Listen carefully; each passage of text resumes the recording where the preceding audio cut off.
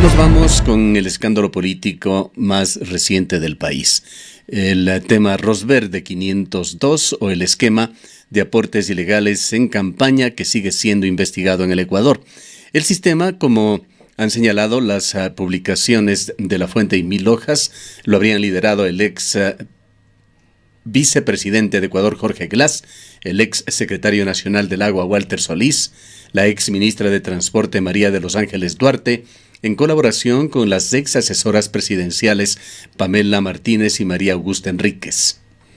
Con los códigos B1 a B18 se enlistan todas las compañías que en la primera entrega llamada Odebrecht y otras multinacionales pusieron presidente en Ecuador, realizada por el activista Fernando Villavicencio y el periodista Cristian Zurita, no se publicaron.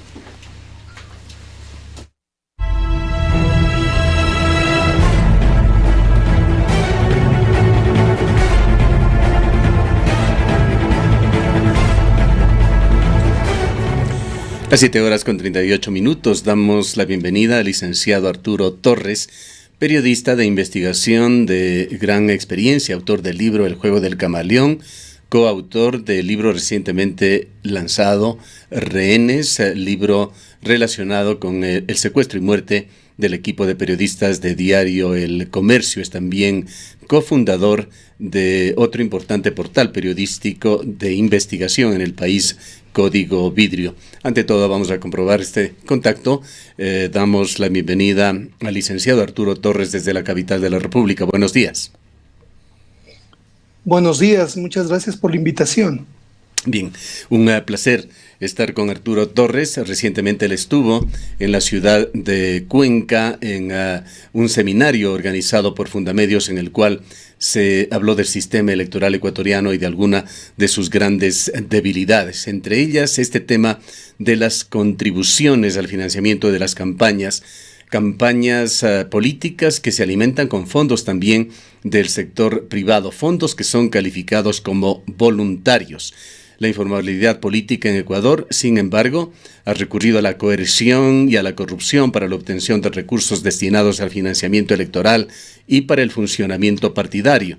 La compulsión económica e incluso física ha sido el mecanismo que utilizan para el logro de contribuciones denominadas voluntarias relacionadas con el tamaño de los contratos que obtendrán las empresas cuando los candidatos sean gobierno. En suma, la contribución empresarial a esta caja negra partidaria permite los intercambios de dinero y especies entre donantes y receptores, cuyo desenlace final son esquemas de corrupción que burlan el control de los organismos democráticos. Arturo, con la larga trayectoria que tú tienes como periodista de investigación, sabemos que conoces que este no es un tema nuevo en Ecuador. Cierto es que este modus operandi se ha exacerbado, ha llegado a límites realmente alarmantes e intolerables, pero es una vieja práctica en el país. Bueno, así es.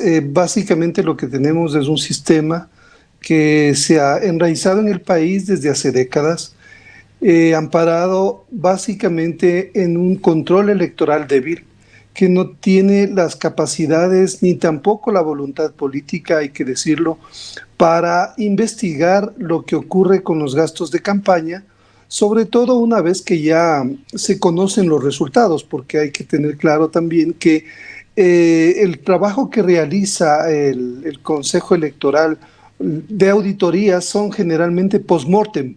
O sea, una vez que ya se declaran las elecciones, ellos proclaman resultados y siguen investigando irregularidades, y si las establecen, pues no hay ninguna consecuencia, como lo que ocurrió efectivamente en la campaña anterior, en la primera campaña del entonces candidato Rafael Correa, que básicamente estaba plagada de irregularidades. Se establecieron en varios informes de auditoría problemas, por ejemplo, con donantes que no fueron identificados, más de $800,000, tenían un origen claro, no se sabía de dónde provenían los $800,000, y la mayor parte de las donaciones que recibió Alianza País eran fantasmas.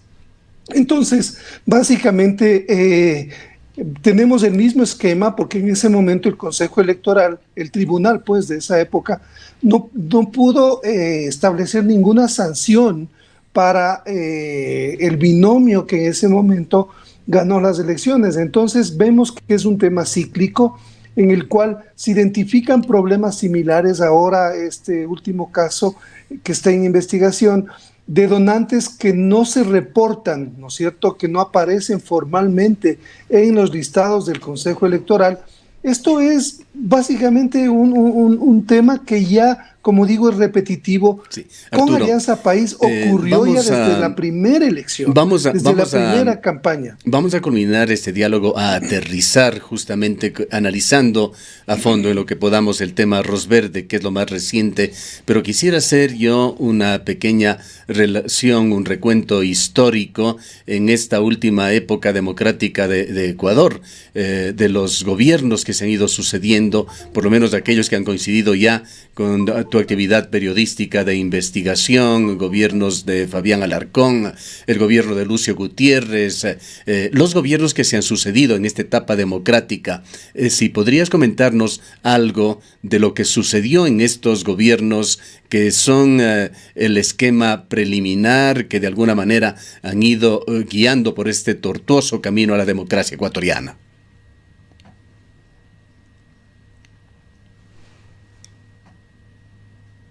Se nos fue el audio, me parece. Y las facultades que tiene el Consejo Electoral para investigar los gastos de campaña y los donantes en este caso.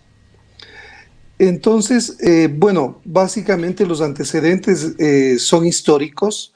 El primero que da cuenta del uso o de la utilización de estos donantes fantasmas es precisamente fue en la candidatura del expresidente Yamil Maguad, donde con los años posteriores se supo que había una donación de más de $2 millones del ex banquero Fernando Azpiazu a la campaña. Eso fue uno de los detonantes de su caída y básicamente tampoco fue investigado por el Consejo Electoral. Luego llegó al poder el expresidente Lucio Gutiérrez. Recordemos que la campaña de él fue financiada, según las denuncias de la época, por el entonces o por el ex gobernador de Manabí, César Fernández, quien luego fue detenido en un operativo antidrogas enviando cocaína al cartel de Sinaloa de México.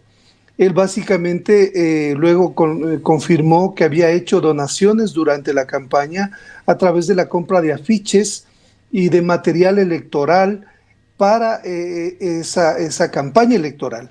Entonces luego venimos y caemos en el gobierno o en la campaña de Rafael Correa, en el cual básicamente se repite el mismo esquema, donantes que no aparecen, dinero que no es suficientemente auditado, no se sabe el origen de los recursos, y no olvidemos que hay un caso importante que tiene que ver con el financiamiento de las FARC, que tampoco se investigó a profundidad, pese a que se abrió una investigación en la Fiscalía. Entonces tenemos como esta segunda vertiente.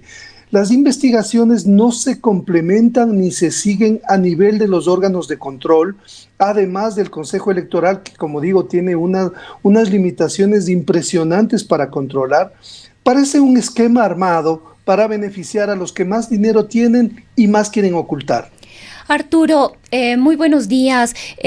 Quizás mi inquietud va justamente por allá, ¿no? Vemos que esto tiene ya una larga data y nos preguntamos ¿hacia dónde apunta? Una falta de normativa. Ahora nuevamente se habla de reformas al Código de la Democracia para mejorar y facilitar el control de los aportes a las campañas. Esto responde a una falta de voluntad política, responde a una justicia negligente. Como decimos, tiene una larga data y vemos que seguimos viviendo lo mismo y lo mismo y lo mismo, cuando la mayor cantidad de denuncias, por no decir todas, surgen de la prensa, de los medios de comunicación y más no de los organismos y los órganos competentes.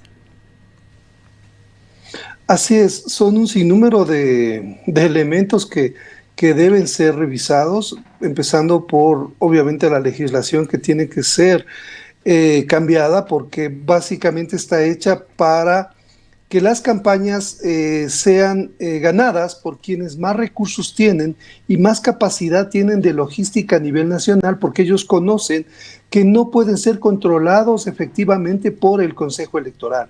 Entonces, es un esquema perverso para la democracia, porque básicamente afianza a los que tienen más poder, ¿no es cierto?, a los que tienen más poder de obtener recursos, y claro, eso también abre un hueco enorme porque genera esta disputa. Yo recuerdo el caso concreto porque nosotros investigamos en detalle lo que pasó en la primera campaña de Rafael Correa.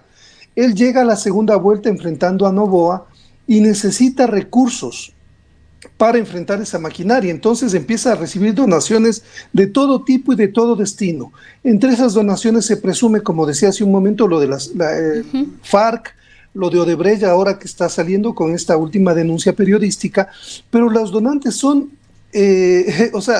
vienen de diferentes lados, y el problema de fondo es que esos donantes luego exigen el pago de favores.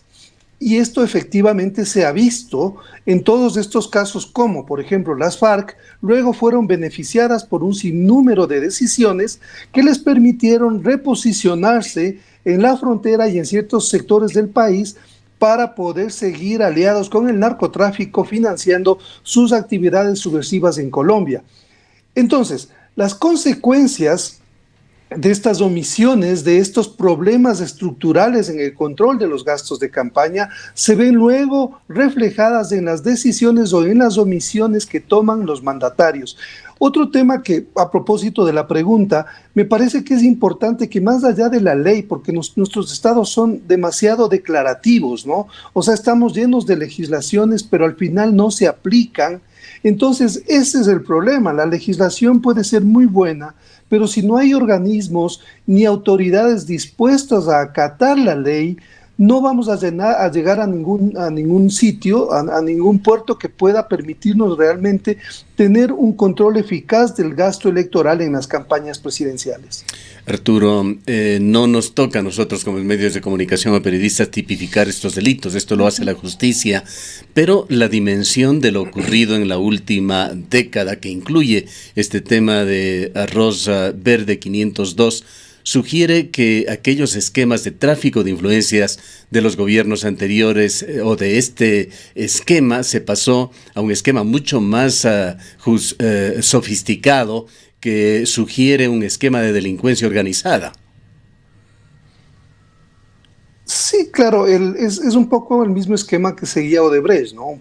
Es el mismo esquema que aplicaba en otros países, con la codificación de todos los nombres para evitar que las autoridades puedan identificar a los beneficiarios de este dinero de corrupción. Pero como vemos, en este caso, de lo que se presume es que fueron más allá. O sea, no solamente fue Odebrecht la que habría financiado la campaña, sino otras empresas que, como digo, esto entre la gente que maneja el tema de las campañas electorales es bastante bien conocido. O sea, sectores de poder interesados en tener contratos o en tener protección o en tener acuerdos que les beneficien luego, siempre están haciendo aportes a diferentes candidatos, es decir, hacen sus apuestas entre varias opciones. Y como los candidatos no tienen los suficientes filtros ni la decencia política para evitar que ese financiamiento pueda contaminar o generar compromisos que luego puedan evitar su gobernabilidad, eso básicamente se convierte en una casa abierta donde cualquier tipo de donación contamina estas campañas, con las repercusiones que ahora estamos viendo, porque lo que está ocurriendo en este momento con esta nueva denuncia es que sufre la democracia, sufre la sociedad civil, porque ya no es un elemento más que nos hace desconfiar de los políticos, que cada vez están más desacreditados, más allá de que en este caso sea puntualmente Alianza País. No olvidemos que esta es una práctica generalizada entre toda la clase política las últimas décadas. No perdamos el horizonte. no busquemos tampoco chivos expiatorios. Creo que hay que ir mucho más allá en este tema si queremos cambios de fondo para beneficio del país. Arturo, recordando nuevamente el financiamiento que habría provenido de las FARC, recordamos que el mismo Mono Jojoy en un video afirmaba que él aportó, que la organización aportó a la campaña presidencial de Rafael Correa. Luego vemos ahora esto de Odebrecht, pero si comparamos lo que está pasando en Ecuador con lo que está pasando en otros países, vemos el caso Lavallato y las consecuencias y los resultados que ha tenido en Brasil, lo que ha pasado en Perú también recientemente, lo que pasó con el presidente Kuczynski, lo que pasó con el expresidente Alan García. Podemos hacer una comparación de qué es lo que está ocurriendo o cuáles han sido las actuaciones en otros países y qué es lo que está pasando y qué es lo que ha ocurrido aquí en Ecuador. Bueno, efectivamente creo que el ambiente político, el contexto político ha cambiado la forma y el alcance de las investigaciones de la Fiscalía. En el caso ecuatoriano era evidente que los dos fiscales anteriores estaban muy cercanos al expresidente Rafael Correa y al gobierno, y por lo tanto las investigaciones se movieron con una lupa política, es decir, no se podía esperar una investigación imparcial porque ellos fueron muy cercanos al expresidente Correa. Entonces ahora lo que vemos es una fiscalía que trata de encauzar la investigación por un sendero, digamos, mucho más autónomo e independiente, que es lo que contrastaba básicamente con los otros países donde la justicia ha avanzado a paso mucho más ligero, más rápido y más contundente. Y este entorno judicial, este entorno de la fiscalía politizada durante 10 años de una manera sistemática, es el que de alguna forma se convirtió en un escudo que permitía impunidad para el gobierno del expresidente Rafael Correa, que básicamente se sentía protegido por fiscales, por jueces, y por eso se reestructuró totalmente el sistema judicial, porque querían tener lealtades a todo nivel que les permitan a su vez contar con un escudo, como decía hace un momento, para evitar una consecuencia judicial que ahora ya está finalmente ocurriendo, y esperamos que tome una deriva también técnica y jurídica. Antes de la Fiscalía, sin embargo, ha existido y existe un filtro previo que era el Tribunal Supremo Electoral, hoy el Consejo Nacional Electoral. ¿Cuál es el papel que ha jugado este organismo o aquel que ha dejado de jugar? Sí, el papel del Consejo Electoral es muy limitado y demasiado sesgado en la investigación que ha hecho. No tienen, por un lado, las suficientes herramientas legales como para poder encauzar de una manera contundente las investigaciones que realizan, pero además no tienen la capacidad logística ni los funcionarios que puedan hacer una investigación prolija, por ejemplo, de cómo se están gastando las campañas y sobre todo investigar quiénes son los donantes ocultos. Obviamente eso tiene que ver con interactuar mucho más con la sociedad civil, que puede conocer a los candidatos, por ejemplo, un sistema de transparencia que desde el inicio nos permita saber cuáles son los círculos cercanos de los candidatos, ¿no es cierto?, para que la gente pueda realmente denunciar si es que existen o no relaciones oscuras que les puedan comprometer a los candidatos. Es decir, un sistema que realmente garantice la transparencia hacia la sociedad civil de cómo se están manejando las cuentas de campaña, y un organismo electoral que realmente tenga que encauzar unas investigaciones, un trabajo de campo mucho más sistemático y técnico, que pueda actuar de una manera preventiva, no post-mortem, porque como digo, ya una vez que están en el poder, los candidatos es imposible sacarlos del cargo, aunque se haya determinado irregularidades, como efectivamente ocurrió, insisto, en el caso de Rafael Correa, en su primera campaña electoral. Se establecieron irregularidades y sin embargo las autoridades electorales después no hicieron nada en concreto para que haya una consecuencia en este caso concreto. Ha faltado, sobre todo en estos organismos, Fiscalía, Sistema Judicial, Consejo Nacional Electoral, voluntad política. Así es, voluntad política y sobre todo creo que compromiso, ¿no? Compromiso con una cultura de transparencia y de legalidad que defienda los intereses del país y no de los grupos políticos que finalmente siempre están tratando de a como dé lugar llegar al poder. Entonces me parece que este contrapeso que necesitamos hacer todos, incluida la prensa, obviamente, que cumple un papel fundamental, que es el poder auxiliar, ¿no es cierto?, que nos ayuda a entender estos contrapesos de la democracia que son necesarios, porque nosotros básicamente como prensa lo que hacemos es evidenciar algo que no está funcionando bien en el sistema democrático, y en este sentido creo que es un compromiso de toda la sociedad estar alertas y exigir a los candidatos mucha más transparencia para evitar problemas futuros que luego generan este tipo de escándalos que nos hacen daño, tanto daño al país. Ahora, Arturo, desde el gobierno nacional hubo el ofrecimiento de esta cirugía completa a la corrupción y han habido quizás algunos esfuerzos, como es la creación de la Secretaría Anticorrupción. Al frente de la misma está un ex concejal de aquí de Cuenca, Iván Granda, y el día de ayer también el gobierno presentó a la prensa este grupo de expertos de la Organización de las Naciones de la ONU contra la droga y el delito. ¿Qué efectos reales tiene esto en la lucha anticorrupción?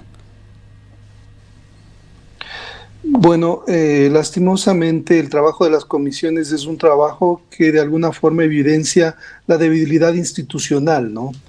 Si es que no tenemos una fiscalía sólida, si es que no tenemos unos organismos de control que sean independientes, pues siempre vamos a estar acudiendo a este tipo de comisiones ad hoc. Al final lo que se hace es como estas comisiones no son parte del organismo legal y jurídico del país, toda la investigación que realicen estas comisiones tiene que volver a hacerse desde la Fiscalía. Es decir, es un doble trabajo. En el fondo lo que se está haciendo, y yo entiendo que hay una buena intención del gobierno, me parece que el gesto es importante, que es relevante que haya una voluntad y que desde el discurso, desde la palabra se diga que se va a combatir a la corrupción, pero a mí me preocupa que no se esté atacando el problema de fondo, que como decía tiene que ver con unas instituciones que han sido agrietadas, debilitadas, acabadas, socavadas la última década por un gobierno que básicamente quería controlarlo todo y quería impunidad a toda costa. En este sentido, creo que lo importante es que no nos equivoquemos en el camino, sino que hay que fortalecer a las instituciones, fortalecer a una investigación mucho más independiente de la Fiscalía, hacer reformas en el Consejo Electoral, darles más herramientas a ellos para que puedan controlar este tipo de problemas. Es decir, trabajar en un esquema de más largo alcance y no estos anuncios que pueden ser positivos, como digo, no dudo que haya una buena voluntad del presidente y del gobierno, pero creo que tenemos que ir mucho más allá, tenemos que tomar medidas en el mediano y el largo plazo, y eso solamente nos permitirá poder afianzar un control eficaz a través de organizaciones y entidades públicas fuertes que no sean debilitadas con estas comisiones paralelas. Analizando desde otro punto de vista, Arturo, desde el punto de vista del periodismo de investigación,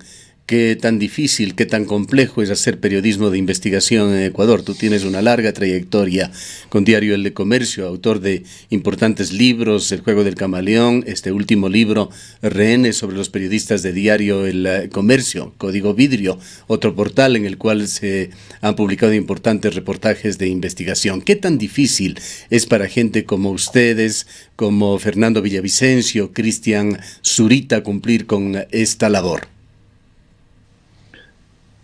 Bueno, gracias por tus palabras.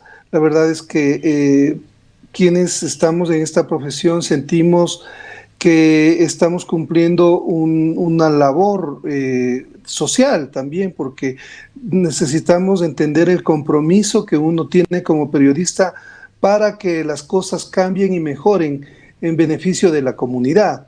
Creo que cuando uno denuncia este tipo de actos de corrupción o de sistemas perversos que están causando daño a la comunidad, lo que está haciendo es llamando la atención de las autoridades para que tomen decisiones, para que puedan realmente encauzar las cosas de una manera mucho más positiva, y yo creo que en este sentido sí, siempre va a ser contracorriente hacer investigación. No aquí en el país, sino en otros países también.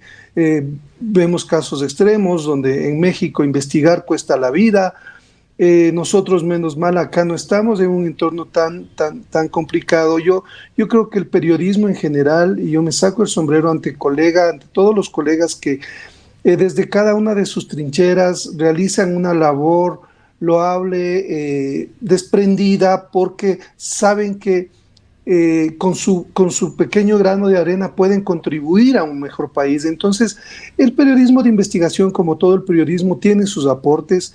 Yo creo que esa búsqueda hasta cierto punto ingenua de la verdad, ¿no es cierto? Porque hay que ser un poco ingenuos para ser periodistas, no estar contaminados, no pensar que todo implica un interés económico, político, y tal vez por eso es que a los periodistas no se nos comprende, ¿no es cierto? No se entiende la labor periodística, porque es la búsqueda en última instancia de una verdad que es necesaria, y que es necesaria que se sepa para que la gente viva mejor, para que la gente pueda realmente gobernarse por ella misma. Entonces, en este sentido, yo invito a que los periodistas sigamos en esa deriva y seamos sobre todo comprometidos, ¿no? Me parece que esa es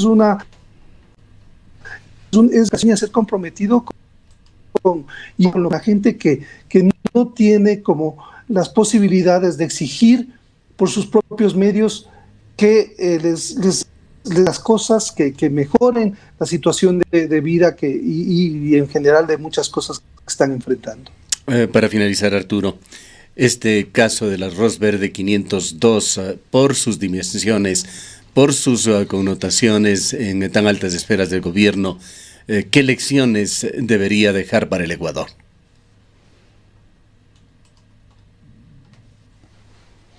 Bueno, yo creo que las lecciones tienen que ver sobre todo con cómo las organizaciones, en este caso el Consejo Electoral, tiene una misión y tiene que saber responder a las expectativas de la ciudadanía en función de que si no tiene las suficientes herramientas y tiene elementos que le permitan concluir que hay irregularidades en una campaña, sean lo suficientemente frontales y responsables para advertir esto a tiempo y evitar un sinnúmero de problemas y de caos, porque en el país vivimos reinventándonos todos los días de escándalos. Entonces, ¿hasta cuándo podemos realmente poner una pausa que nos permita pensar en los derroteros para salir del subdesarrollo en el que estamos? Entonces, me parece que evidentemente esas lecciones